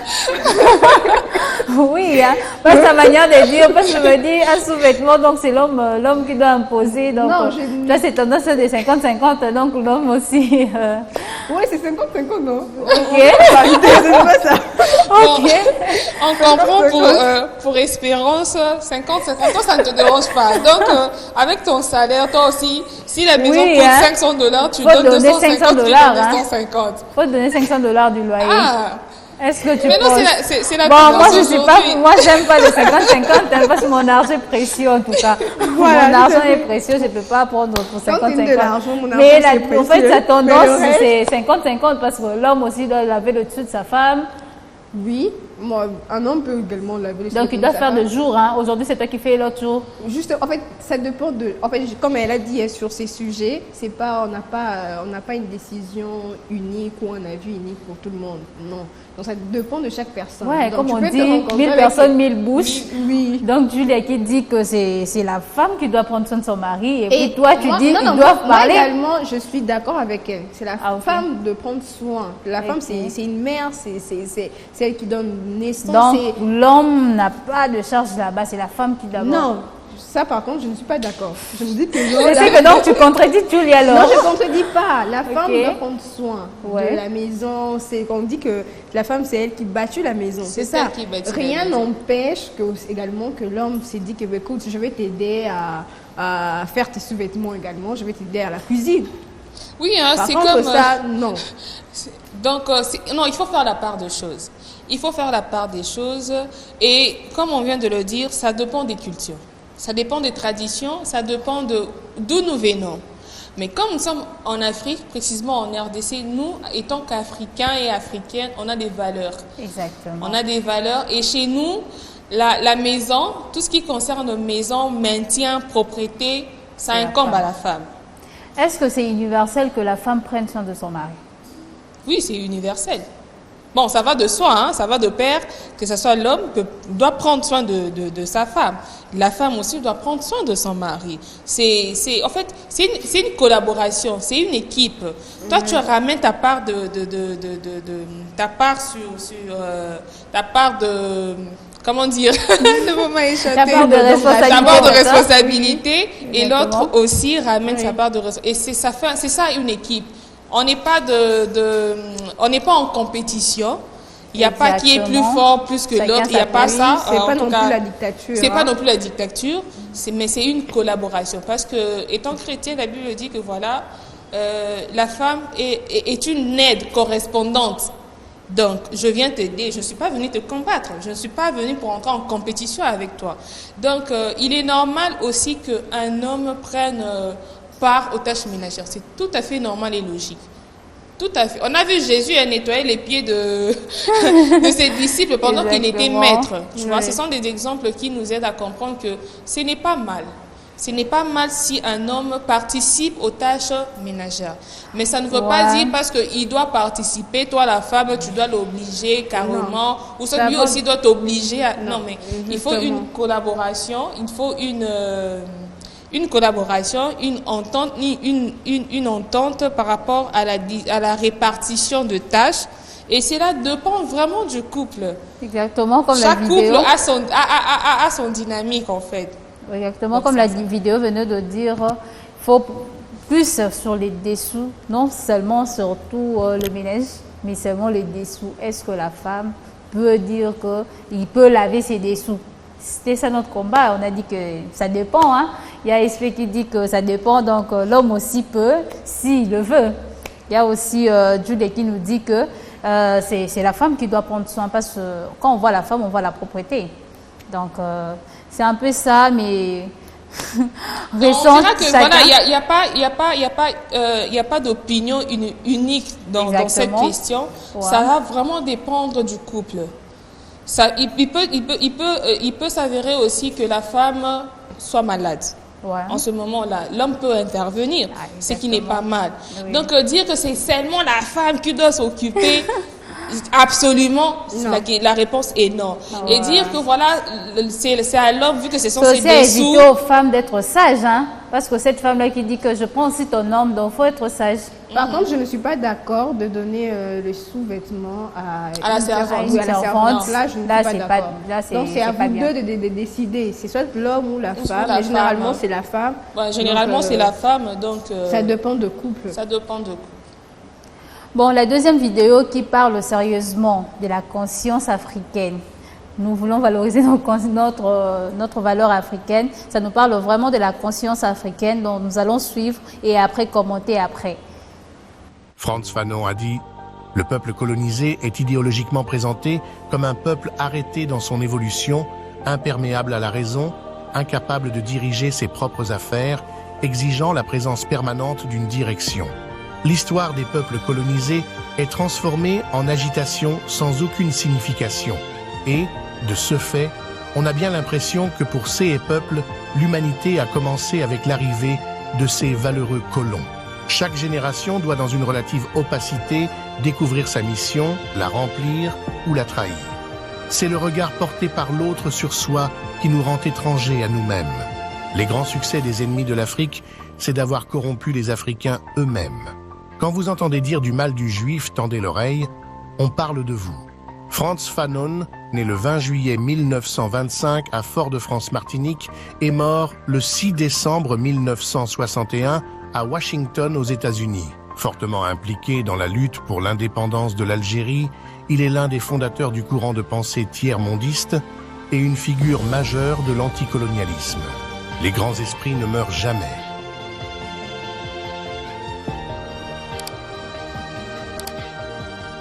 Nous avons vu la colonisation, depuis la colonisation, comment nos peuples africains ont été colonisés, mais il suscite au peuple africain de savoir que quand on parle de juifs, on parle de Congo, des Africains, l'homme noir. Quand on parle de grands hommes qui ont imparté aussi, il y avait des hommes noirs. Et dire que les hommes noirs sont nuls, ils attendent toujours de blancs, c'est quelque chose qu'on ne peut pas encourager. En tant qu'homme noir, nous devons nous révolter, savoir aussi que l'homme noir a une place vraiment à la société internationale, même ailleurs, même devant le blanc, pas seulement avoir nos pères colonisés comme ailleurs. On ne disait pas aussi qu'ils n'étaient pas peurés. Ils ont forcé, ils se sont battus, bien qu'en les colonisant, marchandaient les Africains, mais ils se battaient aussi. Il y avait de ces autres qui s'est donné la mort en route pour ne pas arriver. Et voyons ça aujourd'hui, nous devons susciter la mentalité des Africains, dire que l'Africain peut aussi faire quelque chose, l'Africain aussi peut oser, même à l'international. Il n'y a pas seulement les Occidentaux et les autres qui doivent prendre d'ampleur, dire quelque chose. Nous aussi, en tant qu'Africains, nous avons des mots à dire, parce que, disons déjà de la RDC, c'est un Congo fort, c'est un Congo uni, comme on le dit, un Congo très riche. Et dire que nous, en tant qu'Africains, nous sommes nuls, c'est pas quelque chose d'encouragé. On doit susciter notre mentalité, dire que nous pouvons dire quelque chose à l'international. Nous pouvons aussi imposer de choses, n'est pas seulement nous imposer, mais nous pouvons imposer de choses. Maintenant, Julia, qu'est-ce que tu penses de ça en tant que peuple? Toi, si tu es africaine, mais soeur avec la peau noire, qu'est-ce que tu dis? Qu'est-ce que tu vois de cet état d'esprit, hein, bon. La colonisation n'était pas une bonne chose parce que ça a perturbé beaucoup de choses. Beaucoup de choses, ça a eu beaucoup de conséquences néfastes que des bienfaits, je dirais. Parce qu'au départ, quand Dieu a créé l'homme, c'était pour qu'il soit égal à tout le monde. Mais la colonisation a ramené l'ascendance par rapport aux autres. Les blancs qui se croient supérieurs aux noirs, ce qui n'est, en fait, la discrimination en fait par rapport aux races, ce qui n'est pas une bonne chose. Et c'est là, nous avons vu ça ramener beaucoup de conséquences néfastes et qui continuent jusqu'à aujourd'hui. Aujourd'hui, c'est vrai, ce n'est pas la colonisation ou la traite des êtres humains maintenant, mais c'est maintenant la colonisation économique. Donc, personne n'est pour la colonisation. Personne n'est pour, parce que ça a perturbé pas mal de choses et ça a déploré. Exactement, SP.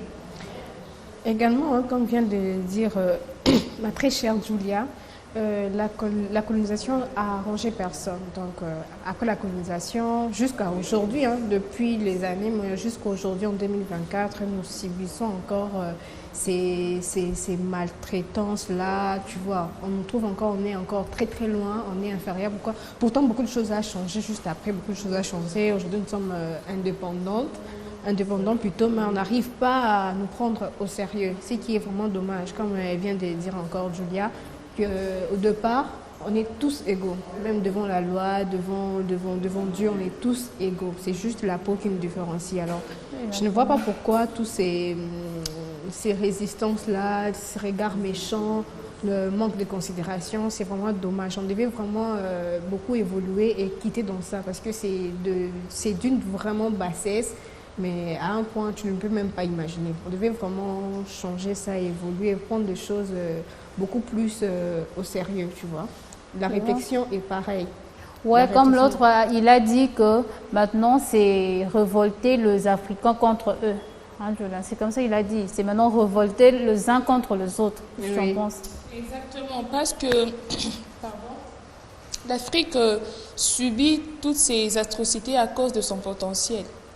À cause de ses richesses, parce que c'est vrai, l'Afrique en elle-même peut survivre et aider les autres continents à continuer à subsister. Et à cause de cela, à cause de ces richesses, nous sommes malmenés, nous sommes colonisés. Aujourd'hui, c'est la néocolonisation en fait.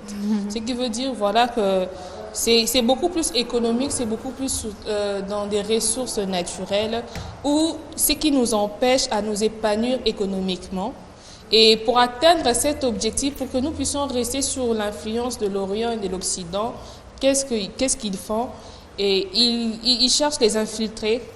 En fait, entre les Africains vous-même, ils commencent certains Africains pour combattre les Africains qui sont en tête, qui veulent diriger, qui veulent à ce que les choses s'améliorent. Et ce qui ne favorise pas l'accroissement, ce qui ne favorise pas l'unification, l'unité, parce que c'est comme aujourd'hui, non? On en a parlé la fois passée, quand dans notre pays, il y a le pays voisin qui est en train d'encourager la rébellion de M23. Les M23, ce sont des Congolais, mais fournis par qui? Encouragés par qui? Un autre pays. Et qu'est-ce que cela fait? Ça déstabilise le pays, ça déstabilise la tranquillité, l'économie. Et tu vois que ça n'a vraiment pas de conséquences positives, en fait. Oui, donc ils demandent à ce que les autres se révoltent contre les autres. C'est pourquoi ça mène même la confusion au Congo. Hein. Ouais, c'est ça qu'on dit, hein. Ce sont les Congolais, mais comment vous divisez pour mieux régner. Voilà, quand on est divisé, on n'est pas unis. Oui, donc il n'y a pas d'évolution quand vous êtes divisé, même dans la famille. Hein, SP. Non, la division, c'est vraiment pas une bonne chose. Quand on est unis, c'est comme ça qu'on arrive à faire de bonnes choses, qu'on arrive à avancer. Mais quand on est divisé, c'est là où il y a la destruction plutôt, pardon. Et puis, il n'y a pas d'avancement, tu vois. Et c'est ce que tu viens de dire tantôt, c'est pareil qu'aujourd'hui le M23 part de l'autre côté et est soutenu par d'autres États. Et voilà, nous, ça ne nous fait pas avancer, au contraire, ça nous fait reculer. On se moque de nous. Voilà, le Congolais, c'est les Congolais qui se retournent entre vous. Et alors, où est notre problème là? Donc, ouais, je me dis, c'est révolté contre les autres. Hein, maintenant, qu'est-ce qu'il faut faire pour que les Africains doivent être unis? Parce que quand il y a un blanc, il suffit qu'il voit un autre blanc, il privilège l'autre que toi. Hein. On voit maintenant Aya Kamura qui doit prester à l'Auger olympique en France et les autres qui mettaient des bâches là, pas le noir. Pas le noir ici en France, ici c'est la France. On met pas, il n'y a pas place pour le noir, c'est ça. Justement, ça c'est vraiment n'importe quoi. C'est ce que j'ai dit tantôt, on devait vraiment évoluer et passer à des choses plus sérieuses. Tu as parlé de Aya Nakamura. Aya Nakamura remporte, elle paye les impôts en France, elle vit là-bas. Elle a même la nationalité. Elle a même la nationalité, imagine. Donc je pense qu'elle rapporte beaucoup. Mais jusqu'aujourd'hui, on la maltraite encore. On l'a pas intégrée. On l'a pas intégrée. Et ça, c'est problème vraiment... d'intégration, c'est vraiment une forme de discrimination qui est à bannir, qui est à déplorer, à décrire. Qui n'a vraiment pas de sens. Donc, qui n'a pas son lieu d'être. Voir un peu plus ça. Et dire qu'ils se croient plus supérieurs aux Noirs, mais c'est eux qui traitent de gens par rapport à la peau que par rapport à la tête, c'est vraiment dommage. Parce que dire aujourd'hui à Nakamura à la tête, elle est à la tête de la France, hein? Oui, c'est vraiment une chanteuse la plus écoutée de la France. En France, mais on ne veut pas l'intégrer. On ne veut pas l'intégrer parce que c'est ça le problème. Maintenant, on peut faire quoi pour cette unité d'abord, voir cette force, parce que déjà voir une fille, bon, pas une femme qui est maltraitée déjà comme ça, psychologiquement, bien qu'elle réplique, elle se voit, je suis forte et tout, mais ça crée quand même de frustration personnelle. Oui, ça fait... Maintenant, il y a aussi des Africains qui peuvent le soutenir, mais par contre, nous voyons aussi il y a des gens noirs qui peuvent aussi dire le contraire. Qui peuvent dire le contraire. Aujourd'hui, on voit même les femmes qui se moquent des autres femmes. Donc ça, c'est vraiment dommage. On a vraiment avancé plutôt dans la méchanceté, de telle sorte que tu ne peux même pas imaginer. On avance dans la méchanceté, on avance dans n'importe quoi, dans des futilités, et ça... c'est vraiment dommage. Dire qu'aujourd'hui, tout peut changer, c'est très compliqué, mais moi, je pense que là-bas, c'est de l'amour, tu vois. On ne s'aime pas suffisamment. Comme je viens de dire, le blanc, il peut se retrouver entre eux, ils s'attendent bien. Mais pour nous, je te vois, non, je ne vais pas te donner telle place parce que et tout. Ça, c'est la mentalité africaine. Vraiment. Donc, les Africains, vous avez compris, vous avez vu cette vidéo là où vous êtes. Donc, nous pensons à ce que vous devez changer la mentalité. Nous devons nous soutenir et dire que être un Africain n'est pas être bête. Être un Africain, c'est être fort. Parce que l'homme noir, c'est un homme fort déjà. On dit que l'homme noir, c'est un homme très fort, déjà certifié. L'homme fort réfléchit aujourd'hui. Nous voyons nos frères aller au sommet. Ce sont des hommes noirs. Nous avons vu des hommes noirs impacter le monde aussi. Donc, l'homme noir peut faire quelque chose. Aujourd'hui, l'homme noir aussi peut dire quelque chose à l'international. Peut imposer aussi son appui, son avis et quoi que ce soit. Maintenant, nous avons compris et nous invitons. Maintenant, nous passons à notre rubrique qui est l'invité du jour. Notre invité du jour aujourd'hui, c'est Mbidiabel, malheureusement qui n'est pas avec nous. Et nous allons demander, est-ce que tu peux nous parler de Mbidiabel? Malheureusement, n'est pas venue. Oui, elle n'est pas venue aujourd'hui, elle n'est pas présente avec nous. Mais on la connaît, hein, on la connaît toutes ici présents et même avec les gens qui nous regardent à la télé. Mais avant de vraiment parler d'elle, j'aimerais qu'on nous balance une chanson d'elle. Je ne sais pas... Quand on balance une chanson de Mbidiabel, juste après, on va parler d'elle en large. Je ne sais pas si le temps nous permettra de parler d'elle parce que c'est vraiment une légende qui nous fait vibrer de génération en génération. Et voilà, est-ce qu'on peut nous balancer une chanson de Mbidiabel? Banga de Mbidiabel qui continue de nous faire du bien jusqu'à aujourd'hui. Elle est de génération en génération. Depuis le temps de nos parents, mais jusqu'à aujourd'hui, on l'attend encore. Et ces chansons font encore vibrer. Là, on a une chanson de Yambanga, Naïma Boko Polele. C'est une chanson de mariage. Donc, Naïma Boko Polele, Motema Polele, je suis bien. Et voilà, c'est vraiment une très belle chanson de Mbidiabel. Elle en a beaucoup. C'est une chanson de 1984. C'est sorti en 1984. C'est une chanson au départ de Taboulay, mais qui a été interprétée par Mbidiabel, notre légende. Mbiliabel est née le 1er octobre 1959 à Kinshasa. De son vrai nom, c'est Marie-Claire Mboyo Moseka. Marie-Claire Mboyo Moseka. Elle débute sa carrière à 17 ans. Quelques années plus tard, devient célèbre en séjournant plutôt au groupe Africa International. Elle a beaucoup d'albums, beaucoup de featuring. Voici, elle a 5 meilleurs morceaux de Mbiliabel depuis ses débuts jusqu'à aujourd'hui. On a le premier, Suis Wapi, c'est la chanson qui a vraiment lancé la carrière de musique de Mbiliabel. Paris en 1983, elle évoque une crise de jalousie entre les deux époux. La chanson parle de jalousie entre les deux époux et Suis Wapi. Ensuite vient Nake Nairobi, tirée de l'album de Kenya. Selon moi, la chanson la plus écoutée de Mbiliabel. Le Mélodie l'apprécie toujours depuis sa sortie en 1985. Ensuite, il y a Yambanga, qu'on vient d'entendre là, qu'on vient d'écouter chez nous. Sorti en 1984, c'est avec ces tubes que la chanteuse a réussi à se maintenir sur la scène musicale de son pays. Ensuite, il y a Mayaval. En 1987, Mbiliabel met fin à sa collaboration avec Taboulay et s'installe en France pour suivre sa carrière musicale. Une année plus tard, elle propose Phénomène, son premier album, avec le guitariste Rigo Starr. Et extrait de cet opus avec lequel Mbiliabel prend le surnom de Reine Cléopâtre. On la surnomme comme ça.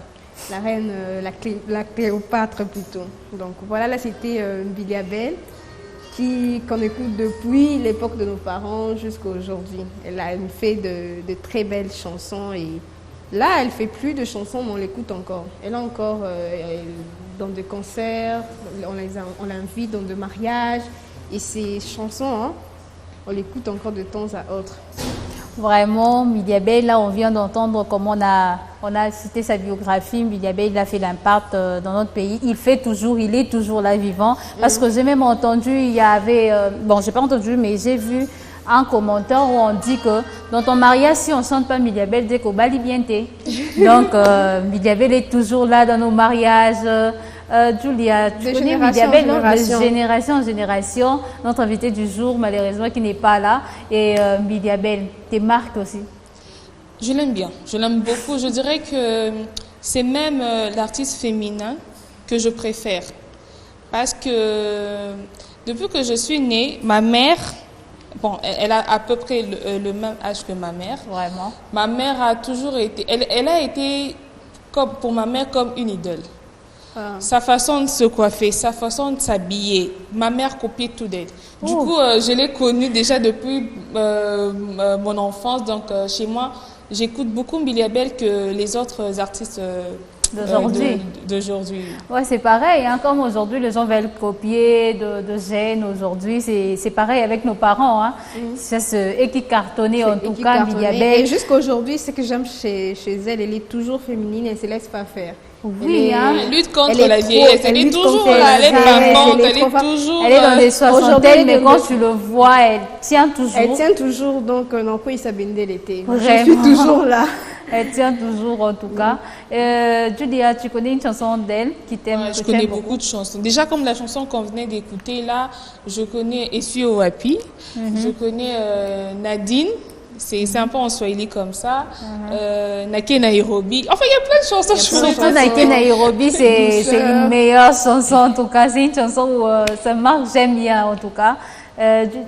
Ispe, toi aussi? Ouais, j'ai beaucoup de chansons de Mbiliabel que j'aime bien. Douceur. Douceur aussi. Il y en a cette féminité qu'elle a. Oui.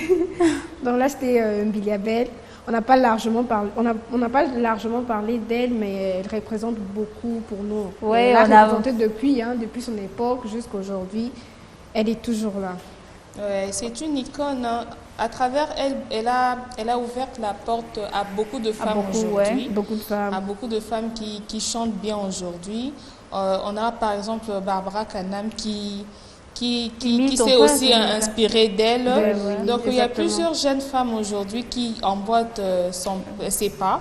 Donc c'est vraiment la Cléopâtre, c'est vraiment une pionnière dans la musique féminine et on l'aime bien en fait. Vraiment. C'était Miliabel, notre invité du jour, qui malheureusement n'est pas là. Peut-être prochainement, nous allons le recevoir sur notre plateau, bien sûr. Et nous allons passer sur notre rubrique anniversaire. Aujourd'hui, on fête l'anniversaire des Donatien, Manaën. Ce sont des anniversaires que nous fêtons chaque le 24 mai de toutes les années. Et après, aujourd'hui, c'est aussi l'anniversaire de Bob Dylan, de son vrai nom, Robert Allen Zimmerman. C'est un auteur, compositeur, interprète, musicien, peintre, sculpteur, cinéaste et poète américain. Né le 24 mai 1941 à Duluth, il est l'une des figures majeures de la musique populaire mondiale, Bob Dylan. Au moins, tout le monde connaît Bob Dylan avec ses... c'est compliqué avec l'anglais peut-être pour entendre, mais les gens connaissent Bob Dylan avec ses musiques un peu interprétées aussi en français. Et aujourd'hui, c'est aussi l'anniversaire de Christian Moses Moussanga, journaliste à la TVA, RTGA plutôt, et Franck Ambaguito, journaliste, un journaliste au journal d'Avenir. Et aussi Jean-Louis Miaswekama, un journaliste économique indépendant, dont nous souhaitons aujourd'hui joyeux anniversaire à vous tous. Et avec ce même numéro, vous pouvez aussi nous contacter pour vos anniversaires un jour bien avant, afin que nous vous souhaitons aussi joyeux anniversaire. Nous sommes à la fin de notre émission. Merci à tout le monde, merci à tous. Tous ces gens qui sont derrière la caméra, qui nous ont suivis aujourd'hui, qui sont contents de notre mission aujourd'hui, nous vous remercions et nous remercions aussi, sans pour autant, si vous nous voyez comme ça, c'est grâce à nos grands frères qui sont là derrière. Nous avons Stani, nous avons tonton Alain, nous avons Amos, nous avons Michael qui sont là derrière pour bien diffuser. Et aussi un grand merci au PDG, honorable Zachary Bababouessoué, et aussi à notre encadreur, Madame Anne Anakiel. Nous vous disons au revoir et au prochain numéro.